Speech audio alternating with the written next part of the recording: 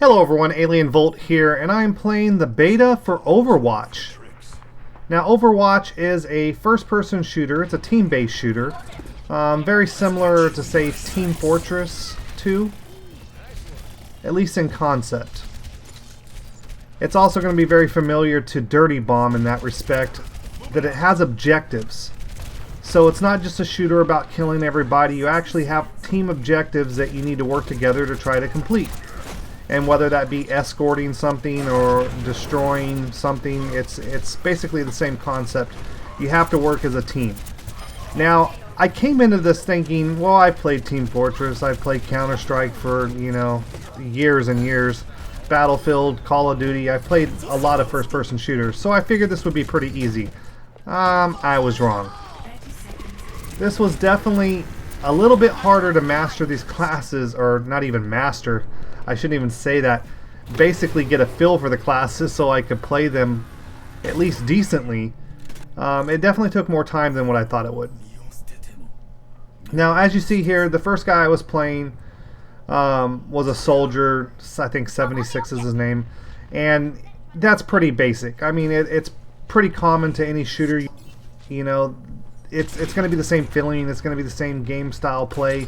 If you've played a shooter before, that one's going to be pretty easy to play. At least it's going to be the easiest, in my opinion. Now, this guy, he's a little bit harder. He's got some throwing stars. They're not really that bad. I kind of almost compare it to like a DMR. It's slower paced. It does a lot of damage. Not as much as a sniper, but I mean, you can still do quite a bit of damage. And the nice thing, it has splash damage, so it's almost like an AoE. He throws out like 3 stars at a time.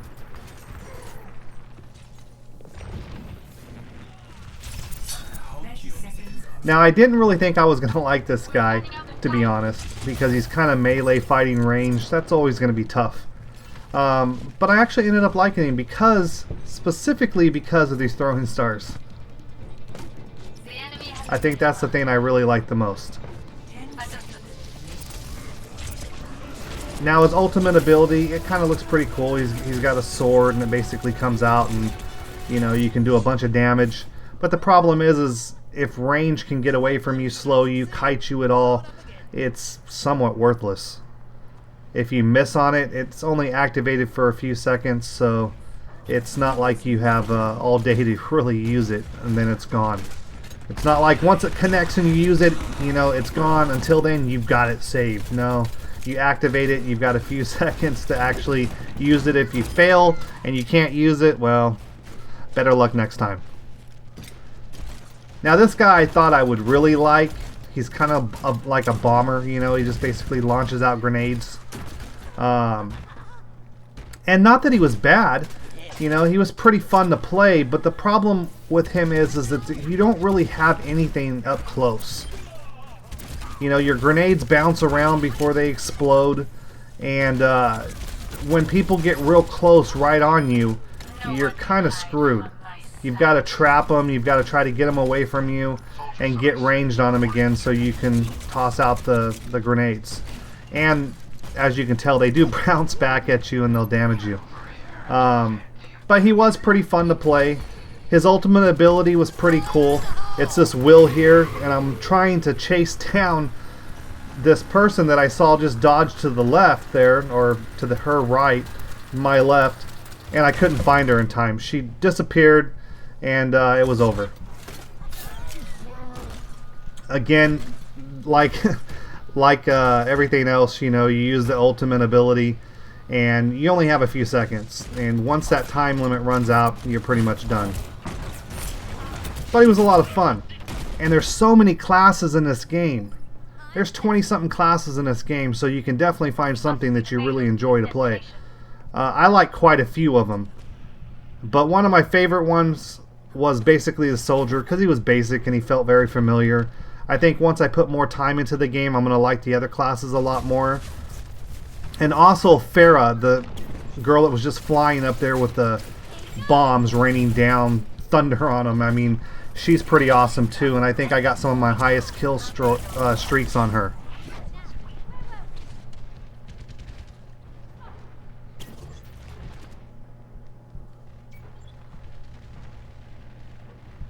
Now, a lot of people like, different things about the game. I really like that it's a team-focused game, but the thing that I think I'm enjoying a lot about it, but it's also going to be its crutch, is that you have to have the right makeup. You really do. You have to have someone healing. You have to have someone tanking, support and DPS in there. You really have to have a good makeup and a group that works together. When you have a good makeup and you've got a healer doing their job and they're healing everyone, keeping them alive, you've got a tank soaking up most of the damage, you've got support elements in there, DPS elements in there, and you're all working together, this game is a lot of fun. Now, on the flip side, when you got a team that's not really working together, it sucks. It really does. You're going to get annihilated. You're barely going to get out of your base.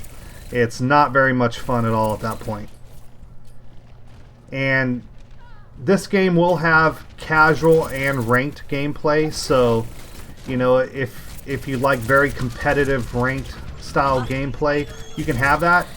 If you want to play casually, you can do that as well.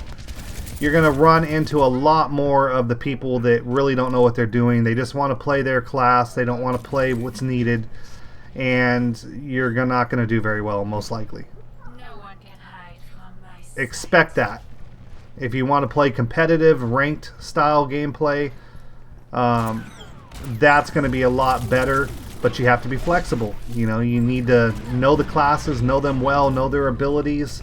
You've got to be able to go in there and switch to what's needed.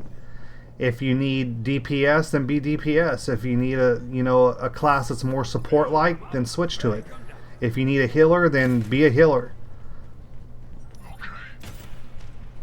And that's what it boils down to. When you play these team-based matches, it's more on you play what's needed, not what you want to play. Not what you're best with, but what's needed in the game. And that's what a lot of people don't really understand or are willing to do. They think, I bought this game, it's my money, I'm going to play how I want to play. Sure, but you cause everyone to lose because you're unwilling to switch to something else. Or, at the same time, so are they. That's why these types of games are always going to be better if you play with friends or a group of people that you normally play with.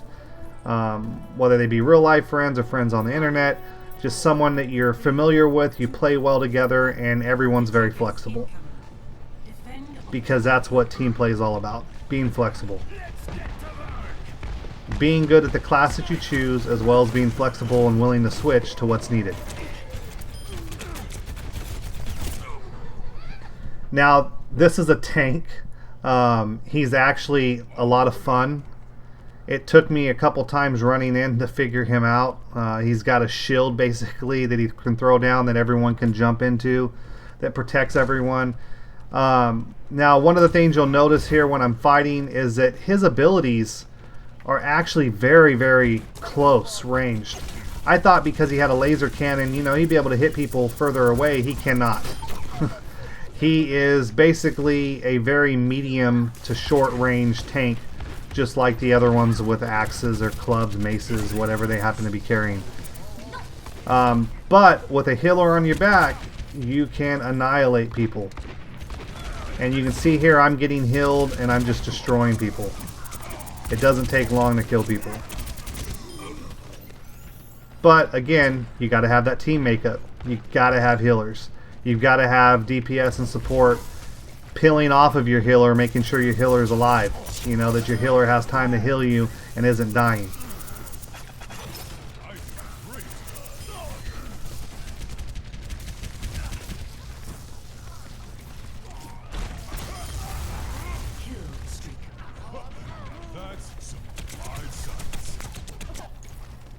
I originally thought the game was going to be a lot like Battleborn, because Battleborn was announced before Overwatch, and it has a lot of classes too, and it looks very similar, but in reality it's really not.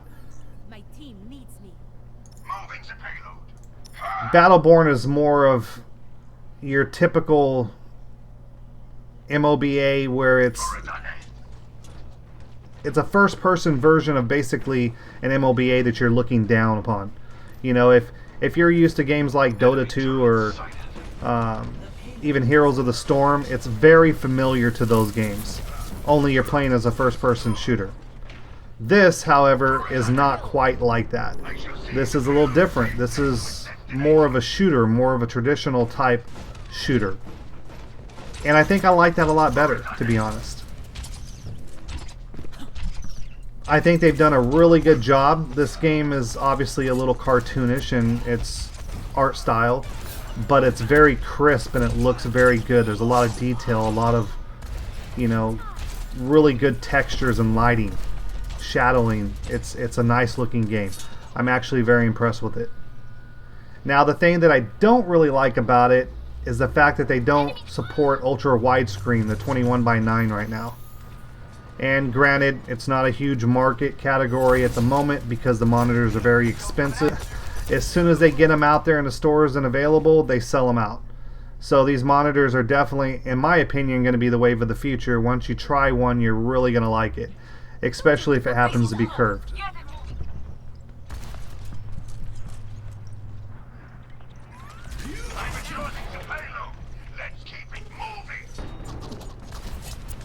Now here I'm playing Farah, and she is pretty amazing to play.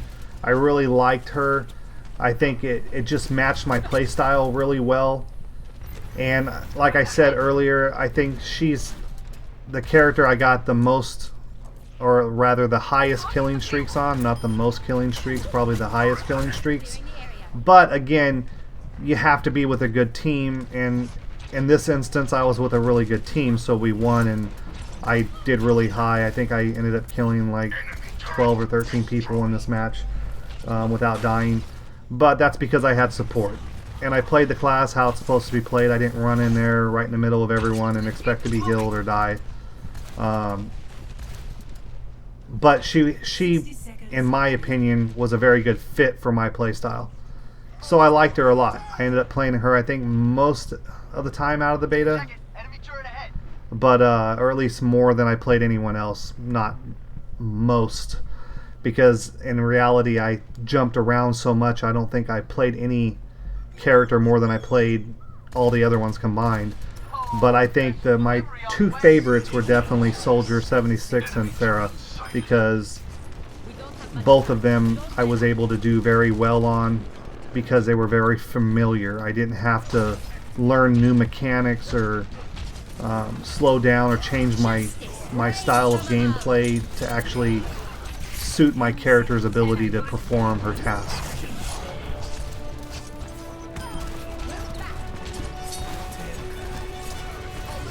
But everyone has a difference of opinion and everyone plays a little differently, and I'm sure there will be a character here in this game that fits you very well.